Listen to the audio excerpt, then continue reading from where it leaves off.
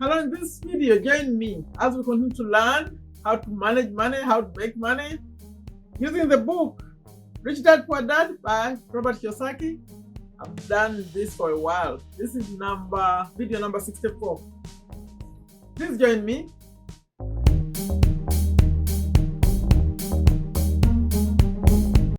Hello, welcome to Take a Step to a Better You. On this channel, I share what I learn, continue to learn.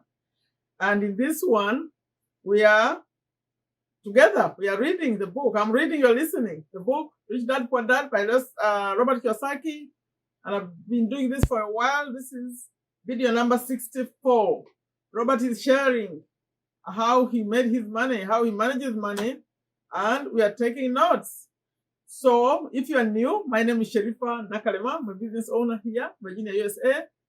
And on here, I share YouTube tips, business tips, earning money online tips, and that will be affiliate marketing, motivation, asking you to take a step to make your life better. And recently I added these books. So great books. Yes, this video is about books, the book Rich Dad Poor Dad. And at this point, let me first share the schedule. I'm here every day, 11 a.m. US Eastern Time. And on Friday only, that 11 a.m. is for books. For books. In future, it could be something else, but 11 a.m. right now is books. And on Friday, that's the only day I don't do books. I come live. And then depending on the topic, we are live, we chat live. And then on just 2 of the days, Thursdays and Sunday. Thursdays, I come again with another video. 11:30 will be YouTube tips, business tips. And then on Sunday, it will be a motivational one. That's when I ask you to take steps to make your life better. It could be any topic. It's motivation. And this video 64 is actually a continuation of, this is chapter 9, the last chapter of the book. We're about to finish it. And in this chapter, Robert was sharing to-dos. He said, do you want more? After we finish everything we've been covering, he said, do you want more? Okay, here's what you do. And we covered number 1 and number 2. This today I'm covering 3 to 6. But before that, I need to mention that if you want to get this book, it's free audio. The link is in the description below. Free audio for 1 month. If you want a physical book, go through my website, honestsoul.com. There's a link, a page I call Amazon Deals. You'll find the image, you buy that if you want to buy. And then for those who want to watch all the videos I finished, this is 64. So from 1 to 63 is just one link in the description, or at the end of this video, lessons learned from Robert Kiyosaki. When you click on the end screen, or it's a playlist on my channel. So you can get to all those. And in those, I used to go in more detail. I would say who Robert Kiyosaki is, his mission, why the book Rich Dad, Poor Dad, the title, who is Rich Dad, who is Poor Dad. Please find in the older videos. These I'm trying to make shorter and moving faster. So those details and the videos I did, all I have to wait to 50 something. I used to say that again and again and again. Okay? So today I'm not. The recent ones I've not been mentioning those details. And then the other thing I need to mention, I'm asking for feedback. Those of you who have watched all these videos, what did you get out? What's your aha moment? I have a pinned comment. Add a comment on a comment to say, what did you take away from this book? Something you didn't know, something that has fascinated you. That's what I would like to hear. And I'm going to record one last video. That's where I'll collect all the feedback and put it in one last video. It's coming soon. Not yet. We have to finish. Okay. Video 64, like I mentioned, it continues with to-dos. Now, in video number 63, we had started the to-dos. When he started, you want more? Okay, do this. So he gave bullet points, but I put numbers on them to make it easier to follow. So I said number 1 and number 2. In 63, number 1 was, he said, stop doing what you are doing. That's not working. Stop it. And then number 2, he said, look for new ideas. Today, I'm continuing with 3 to 6. Number 3 to number 6. Okay. Number 3 says, find someone who has done what you want to do. He said, take them to lunch and ask them for tips and tricks of the trade. As for 16% tax lien certificates, I went to the county tax office and found the government employee who worked in that office. I found out that she too invested in the tax liens. Immediately, I invited her to lunch. She was thrilled to tell me everything she knew and how to do it. After lunch, he spent all the afternoon showing me everything. But the next day, I found 2 great properties with her help that have been accruing interest at 16% ever since.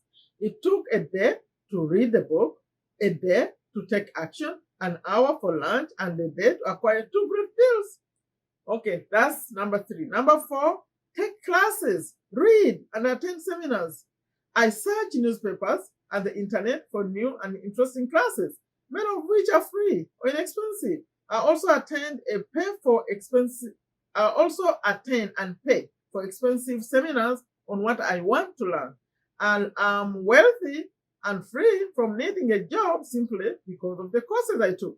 I have friends who did not take those courses, or those classes, who told me I was wasting my money, and yet they are still at the same job. Number 5, make lots of offers. When I want a piece of real estate, I look at many properties and generally write an offer.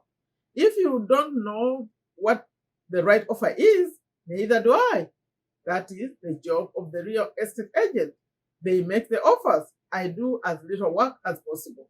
A friend wanted me to show her how to buy apartment houses. So one Saturday, her agent, and I went and looked at 6 apartment houses. 4 were dogs, means they were bad, but 2 were good. I said to write offers on all 6, offering half to what the owners asked for.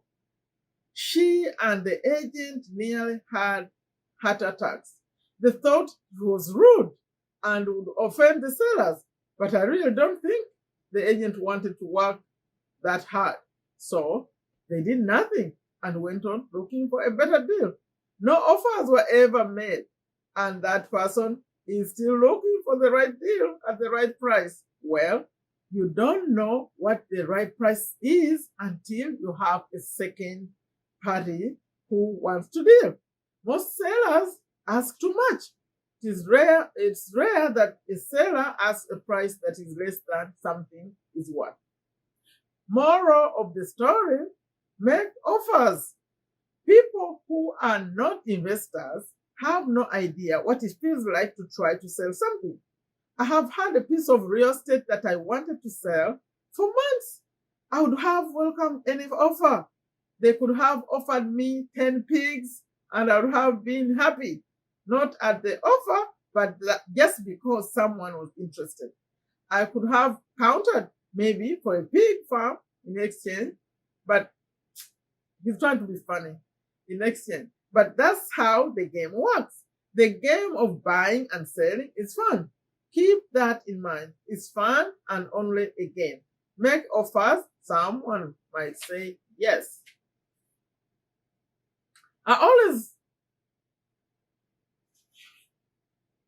That was number 5, right? I always make offers with escape clauses. In real estate, I make an offer with language that details subject to contingencies, such as the approval of a business partner. Never specify who the business partner is. Most people don't know that my partner is my cat. If they accept the offer, I don't want the deal. I call home and speak to my cat. I make this ridiculous statement to illustrate how absurdly easy and simple the game is. So many people make things too difficult and make it too seriously. Finding a good deal, the right business, the right people, the right investor, or whatever is just like dating. You must go to the market and talk to a lot of people, make a lot of offers, counter offers, negotiate, reject, and accept. I know single people who sit at home and wait for the phone to ring, but it's better to go to the market, even if it's only the supermarket. Search, offer, reject, negotiate, and accept are all part of the process of almost everything in life. That was number 5. Number 6, jog. Number 6, and it's the last one. Jog, walk, or drive a certain area once a month for 10 minutes. I have found some of my best real estate investments in doing this. I'll jog a certain neighborhood for a year and look for a change. For there to be profit in a deal, there must be 2 elements, a bargain and a change. There are lots of bargains, but it's change that turns a bargain into a profitable opportunity. So when I jog a neighborhood I might like to invest in. It is the repetition that causes me to notice slight differences. I notice real estate signs that are up for a long time. That means the seller might be more agreeable to deal. I watch for moving trucks going in and out. I stop and talk to drivers. Last paragraph. I talk to the postal carriers. It's amazing how much information they acquire around an area. I find a bad area, especially an area that the news has scared anyone away from. I drive it for real. I drive it for sometimes a year, waiting for signs of something changing for the better. I talk to retailers, especially new ones, and find out why they are moving it. It takes only a few minutes a month, and I do it while doing something else, like exercising or going to and from the store. That's number 64.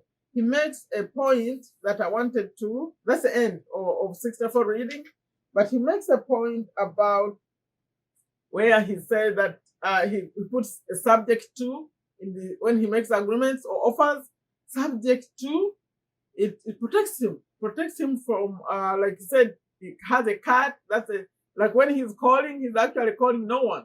He just puts like subject to. I found this to be very common. Like when you are dealing, I don't know if you are been dealing with something and then like someone doesn't want to make a decision immediately, they could say, oh, I'll talk to my wife or I'll talk to my husband. But actually it's them. Maybe they don't even have a wife or a husband. They just say, I'll talk to my wife, that they want to buy time to go think about it again. But they tend to say, I'll talk to my husband first, I'll talk to my wife first, like that. He said in his case, he will put it in. Like, okay, you could say, I'm so excited, but I still have to talk to my husband. Subject to. Subject, my husband saying yes. Subject to, Robert's cat saying yes. Okay, that's it. I stopped there. We'll continue. In the next video, 65, we'll continue from number 7 to finish all of them. I think at that time I may finish in the next video. But for this one, I think I'll end there. Please leave a comment. If you want to be included in my very last video, which is going to be about feedback, make sure you, in the pinned comment, you add just a note on the pinned comment and say that this is my aha moment. This is what I got from this book, and then I'll read it. If you want me to read it, if it looks like a comment that I can put in the video, I'll read it. I say who wrote it, but most of you are not even using your real name on there, right? Some of them are, some of you are. But some people are sending real videos. If you want a video, 2 minutes, you can communicate with me. I have a go-getter list. You can put your email address in the description. You get an email from me, then you can communicate and you can send me a video if that's what you want. You can find me on Facebook or Instagram. I'm everywhere. Although those are slow, they take a little moment before I'm going to see that you're communicating. Only if you leave it in a comment, then I read, like, at least within 24 hours, I tend to go through all my comments. Okay, that's it. Please like the video, share it. Like I always end them. Take very good care of yourself. Take very good care of your families. Take very good care of your health. Please like the video. Liking is so low. I see more comments, but the likes are so low. Anyway, they say YouTube is doing away with the likes. I think they are moving likes. I don't know if you heard of that. They want to remove likes from videos. Take a step to a better you. Bye-bye.